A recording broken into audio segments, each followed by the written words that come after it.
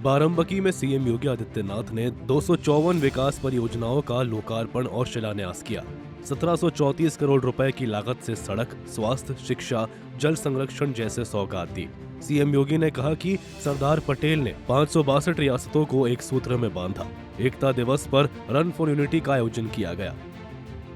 बहनों और भाइयों, ब्रिटिश सरकार ने कहा, उस समय घोषणा की थी कि भारत को हम आजाद करने वाले हैं, लेकिन भारत की आजादी की शर्त उन्होंने रखी कि भारत को 2 भागों में बांटेंगे। देशी रियासतों को ये छूट देंगे कि उनकी मर्जी हो भारत में शामिल हो, उनकी मर्जी हो पाकिस्तान में शामिल हो, या उनकी मर्जी वे अपने स्वतंत्र अस्तित्व को भी बनाए रख सकते हैं। लेकिन बहनों और भाइयों, ये लौह पुरुष सरदार वल्लभ भाई पटेल की सूझबूझ थी, उनका दृढ़ निश्चय था, दृढ़ संकल्प था कि भारत की 563 रियासतों को शांतिपूर्ण तरीके से उन्होंने भारत का हिस्सा बना करके वर्तमान भारत की शिल्पी के रूप में भारत के नागरिकों के दिल में राज कर दिया। याद करिए, उस समय जूनागढ़ का नवाब और हैदराबाद का निजाम, वे भारत गणराज्य में शामिल नहीं होना चाहते थे, आनाकानी कर रहे थे। वे स्वयं का स्वतंत्र अस्तित्व बनाए रखना चाहते थे। लौह पुरुष सरदार वल्लभ भाई पटेल ने कहा उस समय इन दोनों से, कहा कि भाई बातों से मानोगे नहीं तो हमारे पास दूसरे भी तरीके हैं। और दूसरा तरीके की आने की बात क्या हुई कि हैदराबाद का निजाम हो या जूनागढ़ का नवाब, दोनों भाग करके पाकिस्तान चले गए। कार्यक्रम में सरदार वल्लभ भाई पटेल की प्रतिमा का अनावरण। सीएम ने कहा कि पटेल की एकता प्रेरणा आज भी प्रासंगिक है। बाराबंकी को स्मार्ट सिटी बनाने का संकल्प लिया। आपके बगल में मोहम्मदाबाद भी है, यह आंखों को खोलने वाला होना चाहिए। उन सेकुलरिस्टों के आंखों में जहां धूल झोंकी हुई है उनको बताइए, यही मोहम्मदाबाद का नवाब था जो मुस्लिम लीग का कोषाध्यक्ष बन करके पाकिस्तान के लिए पूरी धनराशि उपलब्ध करवाता था।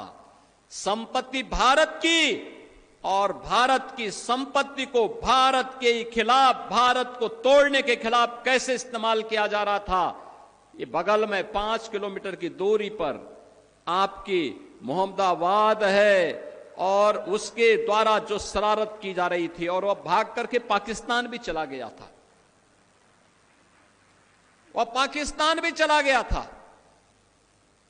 आज भले ही जब पाकिस्तान में दुर्गति हुई, आज भले ही उसके वर्तमान के वंशज फिर से भारत के अंदर हाथ पैर मार रहे हों, लेकिन ये पूरी की पूरी प्रॉपर्टी शत्रु संपत्ति है, और शत्रु संपत्ति पर किसी भी शत्रु का अधिकार नहीं, बल्कि भारत के नागरिकों का अधिकार है, भारत की सरकार का अधिकार है।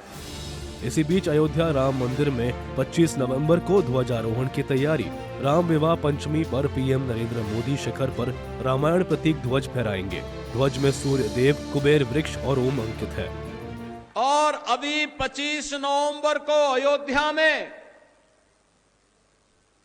500 वर्षों की गुलामी को समाप्त करने के उपरांत मर्यादा पुरुषोत्तम भगवान श्री राम के भव्य मंदिर निर्माण के उपरांत अब उस पर भगवा केसरिया झंडा लहराता हुआ दिखाई देगा।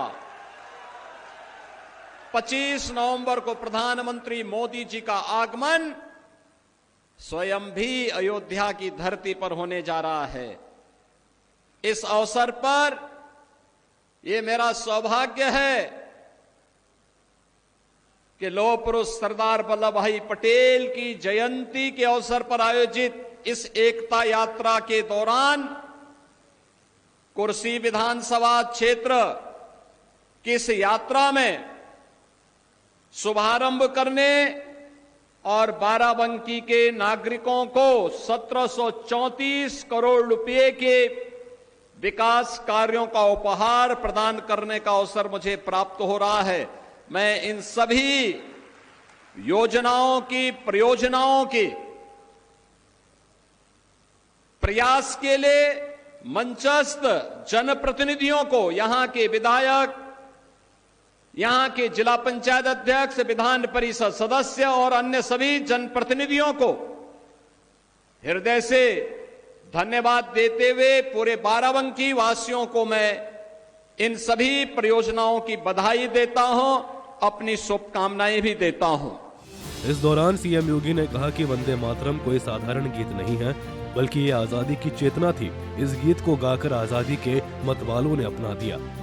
ये महज संजोग नहीं कि जब हम लौह पुरुष सरदार वल्लभ भाई पटेल की जयंती के 150 वर्ष पूरा कर रहे हैं, तब भारत के राष्ट्रगीत, जिस राष्ट्रगीत का वाचन अभी हम लोगों ने इस मंच पर किया है, हजारों की भीड़ राष्ट्रगीत के साथ सावधान की मुद्रा में रह करके, सम्मान दे करके गायन के साथ जुड़ रहा था।